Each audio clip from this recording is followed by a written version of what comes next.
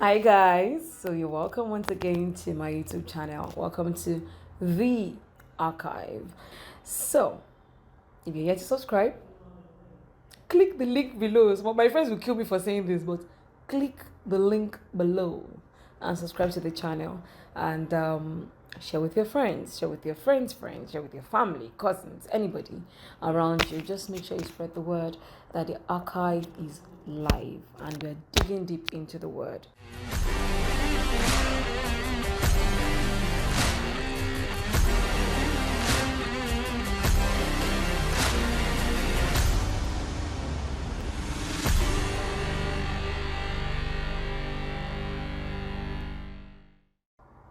Okay, welcome back, guys. So let's go right into it. Yeah. Um, Today we're going to be talking about the power of relationships, and we'll be looking at Father Abraham. Is it Abraham or Abraham? Whichever one it is, we get the idea. So Father Abraham and Lot. It's a very tricky one, but I pray that God helps us to see the basic truth that He needs us to see in that relationship.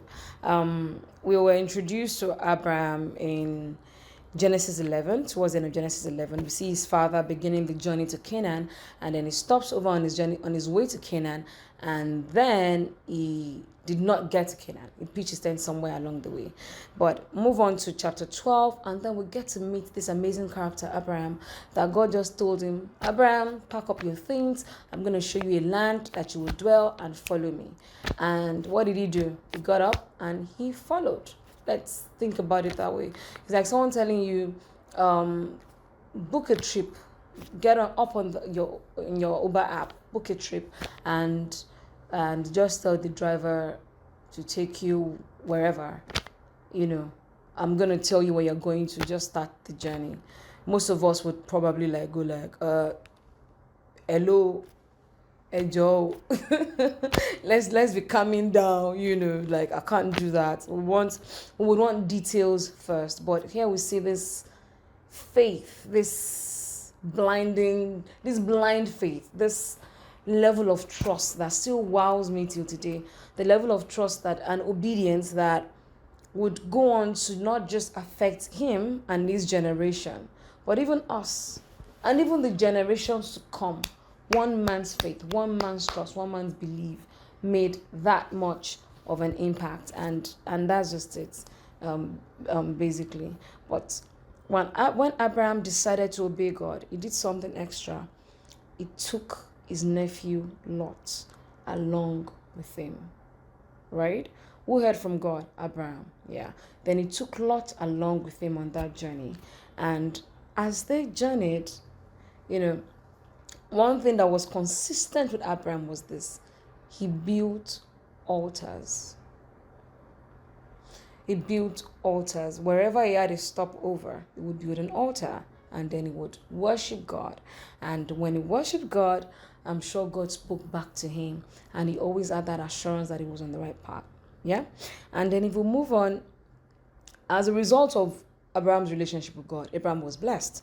In chapter 13, we're told that he was blessed in silver and in gold. But not only Abraham was blessed. Now, this is the interesting part. Even Lot was blessed. Now, we never heard anything about Lot before. We just said, okay, you're just a nephew, and he was traveling with Abraham. But then suddenly, Lot was blessed. In short, as good as Abraham was blessed, they both had silver and gold. They both had animals. Animals are like the economy. You wanted to make like stock. Wanted to measure how wealthy you were at the time. It's about how many animals you had, how large was it, and that was it about Abraham. And Lot as well also enjoyed the same level of blessing that Abraham had. The power of that relationship. He was with the right guy. So it's as if Abraham's relationship with God rubbed off on Lot. You get, that old saying that evil communication corrupts good manners. I think we've turned it around as well. Even good communication, right, will probably build up good character, will also rub off on those that you relate with. And we'll see Abraham and Lot having this relationship. But then something happened because they have been so blessed, and There's been that increase for both of them. Then Abraham said, you know what? There's starting to be conflict between our workers. Let's do something. Let us separate. Let's go our separate ways. You go your way, I go my way. And Abraham said, in short, look around you. I'm going to be dropping all the Bible verses down below so that you can always, read through, scrolling through on the screen. Yeah. And Abraham told Lot that, okay, Lot, if you choose the right side, I'll go left. Go the left side, I'll go right. Now, one of the craziest thing, I think Lot should have probably had a thought that, is it wise for me to separate from this man? Would I not rather get rid of that staff, that worker that is causing conflict, rather than separate from the man whose relationships seem to be ensuring that I'm blessed? But let's cut him some slack. Let's assume that at that point he didn't even realize that he was being blessed. He didn't realize that it was his blessing was as a result of Abraham's presence in his life, right? It's possible. That is extremely possible. But the part that struck me was when Abraham told him to choose. The Bible says specifically, I'm going to read through it. Let me scroll right to it. Yeah, the Bible says specifically, we're looking at verses 5 of Genesis 13. It says, Lot was traveling with Abraham and had also become very wealthy with flocks of sheep and goats, herds of cattle, and many tents.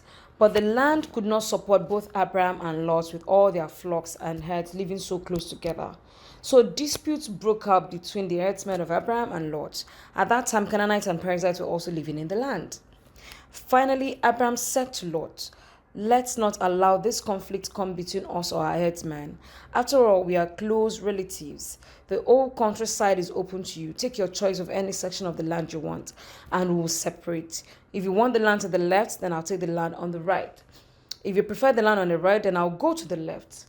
Now, verse 10, look at it. It says that Lot took a long look at the fertile plains of the Jordan Valley in the direction of Zoar. The whole area was well watered everywhere, like the garden of the Lord or the beautiful land of Egypt. Now, Lot was making this decision by sight, by his physical eyes only. He was looking at the land. Oh, it looks beautiful. It's lush. Let me go there, right? Now, this was before the Lord destroyed Sodom and Gomorrah. Lot chose for himself. Now, it says that Lot chose for himself the old Jordan Valley to the east of them. He went there with his flocks and servants and parted company with his uncle Abraham, right? He separated from his uncle Abraham. So Abraham settled in the land of Canaan, and Lot moved his tents to a place near Sodom and settled amongst the cities of the plain. Now, verse 12 said, Lot settled in a place near Sodom, right? That tells me that he wasn't living in Sodom or Gomorrah, right? Now, verse 13 says, but the people of this area were extremely wicked and constantly sinned against the Lord. But Lot did not live in Sodom. He did not live in Gomorrah. He says that he settled near it, beside it. We get the preposition, Abi? When you're inside and you're beside something, it's different. It was beside it. It wasn't in it. So really, if the people were wicked and bad and all that, I mean, Lot was off that plane, right? Now, one would think it would end that way. But then if you go to chapter 14, right, the very next chapter, and verse 11, it says that the victorious invaders, now something had happened. There was not a war had broken out, and so a bunch of guys had invaded Sodom and Gomorrah. But we're going to see something amazing. And it says that the victorious invaders then plundered Sodom and Gomorrah and headed for home, taking with them all the spoils of war and the food supplies. They also captured Lot, verse 12, right? Abraham's nephew, who lived in Sodom, and carried off everything he owned. They captured Lot, Abraham. So he said that Abraham's nephew, who lived in Sodom. So the question is, who are you ruling with? Who are those in your corner? Are you hanging by Sodom or Gomorrah? Huh. Those are things we need to think about and ask ourselves. If you don't tell yourself the truth, who will? Just saying.